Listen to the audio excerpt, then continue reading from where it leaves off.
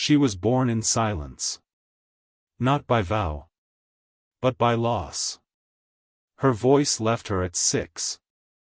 After a fever that burned for days, but left no scar. She could still hum, still breathe, still pray with her eyes. But not a single word ever passed her lips again. She entered the convent at 17. Quietly. Without question. As if she had always belonged there. They called her Sister Agnes. She was gentle. Obedient. A stillness in the halls. But silence. True silence. Has weight. And over time, the sisters began to wonder what she heard in the stillness that the rest of them didn't. The convent chapel held only one relic. A glass case, sealed by iron clasps, beneath the feet of a wooden crucifix.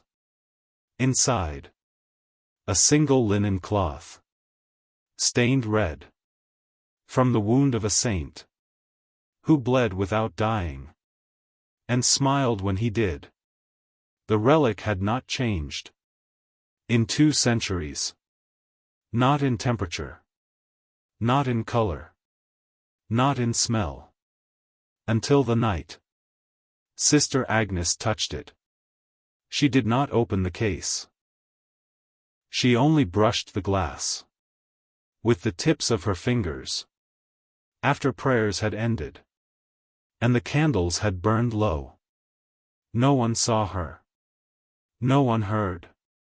But that night, she did something she had not done in 20 years. She wrote. The paper was found on the chapel lectern. Before dawn. No name. No inkpot nearby. Just a single sheet. Neatly folded. Creased once across the middle. At first, they assumed it was scripture. But the handwriting was unfamiliar. Deliberate. Too clean for any of the sisters. Too perfect for a scholar. The language was Latin. But not the kind they read in hymns. This was older. Sharper. Almost alive. When the abbess unfolded it, the words shimmered slightly in the candlelight, like they remembered being written.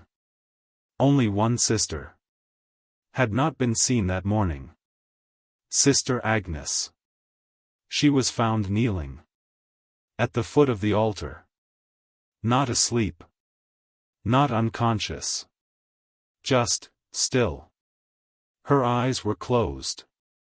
Her lips unmoving. But her hands. Her hands were stained red. Not covered. Not dripping. Just faint lines. Across her fingertips.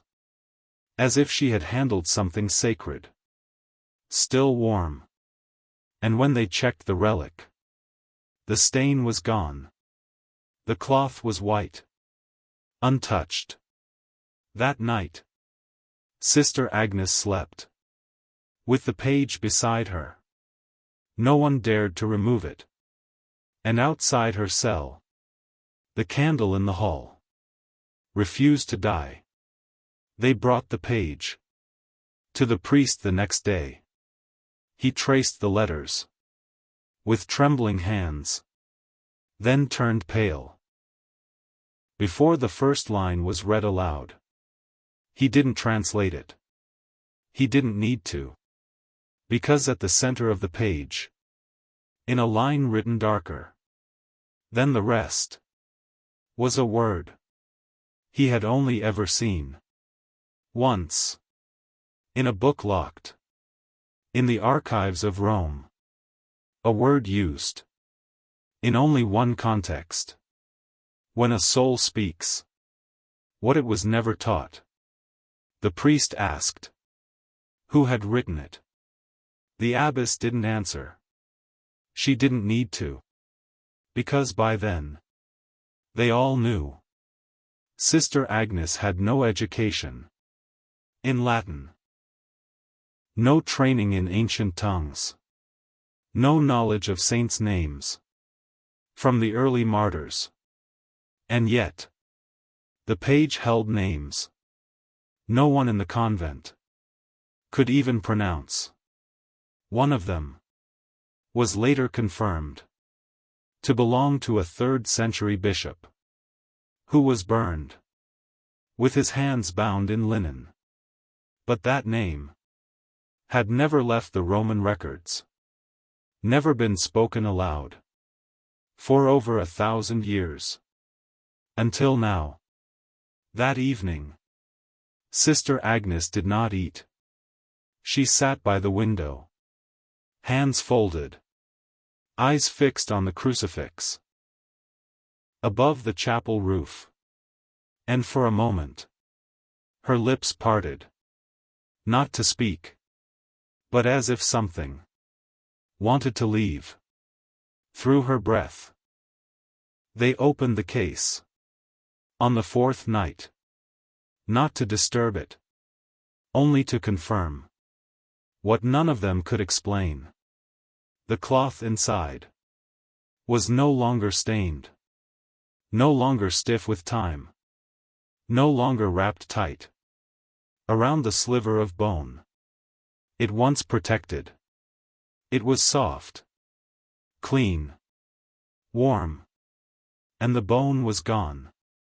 The abbess dropped the lid. Before she realized her hands were shaking, the others backed away. Not out of fear, but out of reverence. Twisted by uncertainty. This wasn't decay. It wasn't theft.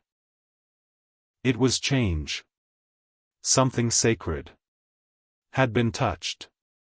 And it had responded. But not with a miracle. With a silence that stretched too far to be called peace. That same night, a second page appeared on the convent altar. No one saw who placed it. No one heard footsteps.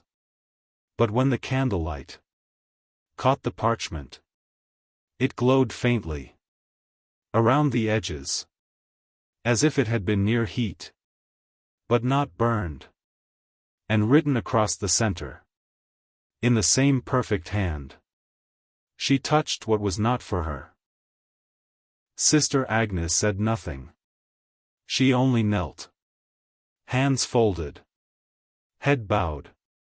But her eyes, they no longer looked blind.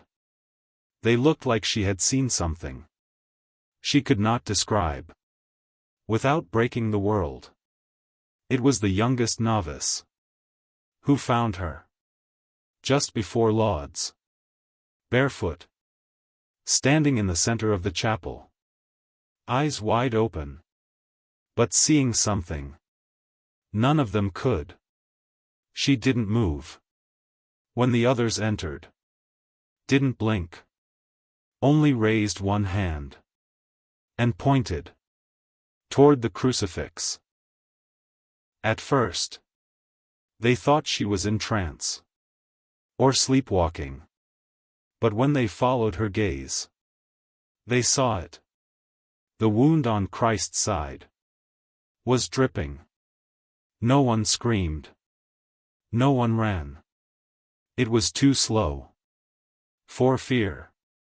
Too sacred. To feel like blasphemy.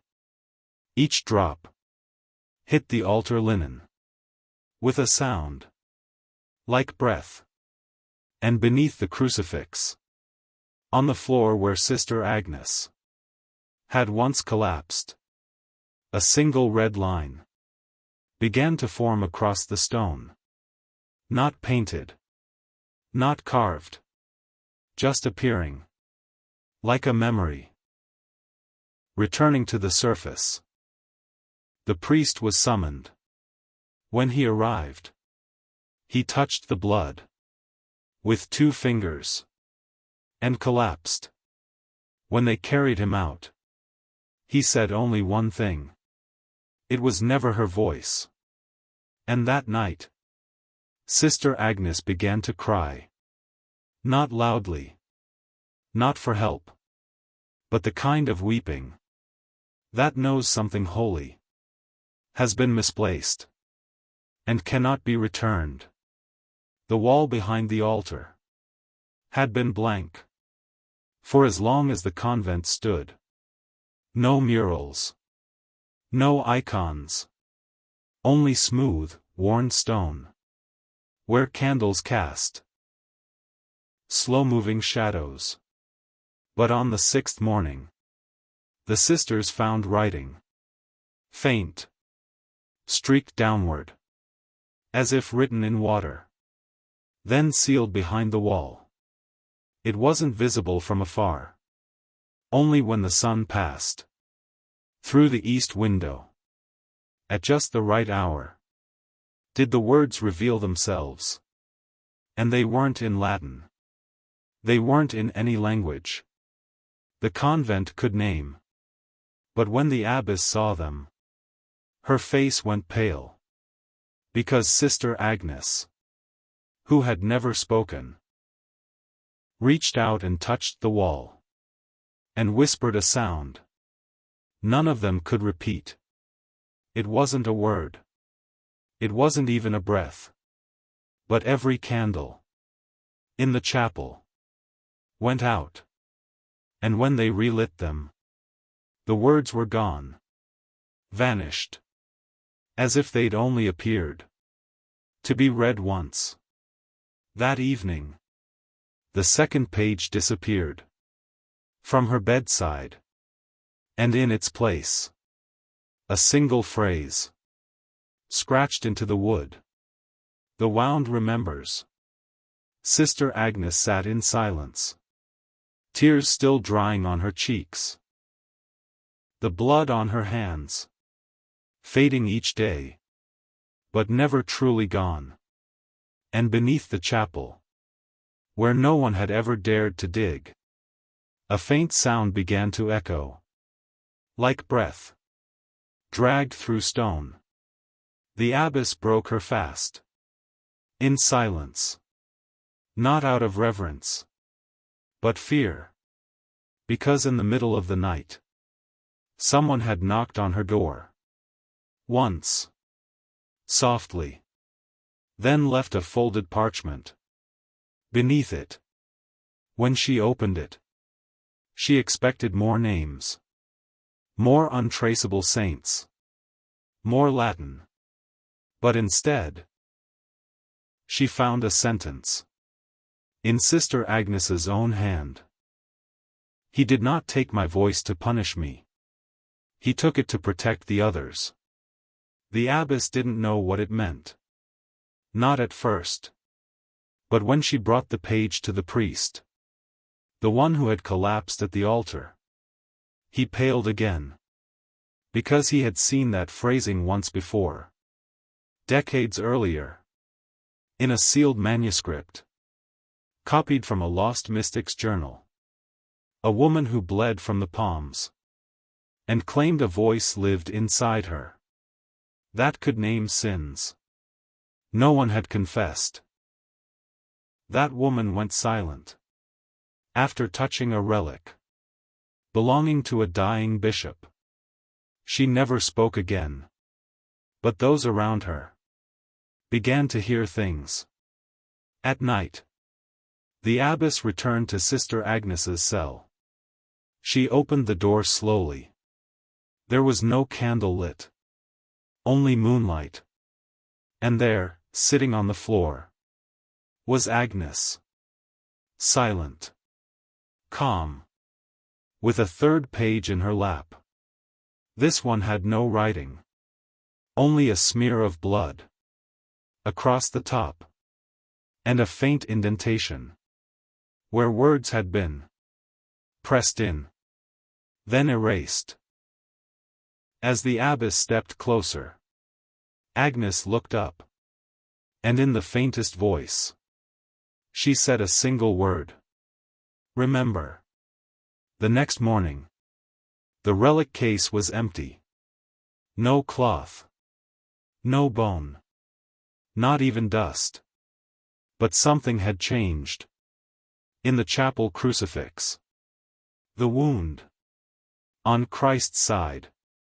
Once carved and painted. Was gone. In its place. The wood was smooth.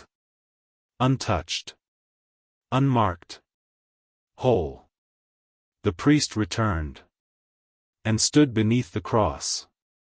In silence. He said nothing. For almost an hour. Then finally, he whispered. The wound has moved. The sisters didn't understand. Not fully.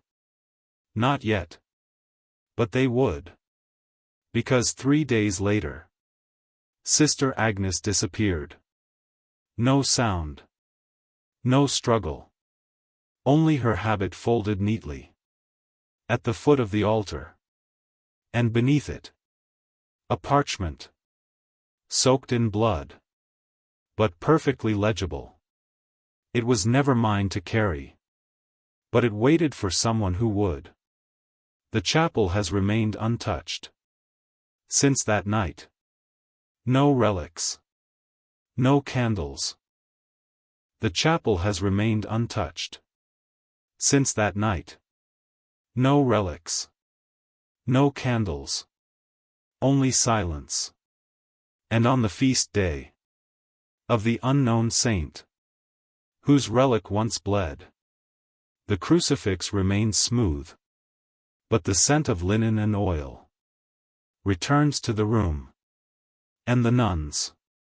Never sing aloud that day. Only hum. As if someone. Might still be listening. From behind the veil.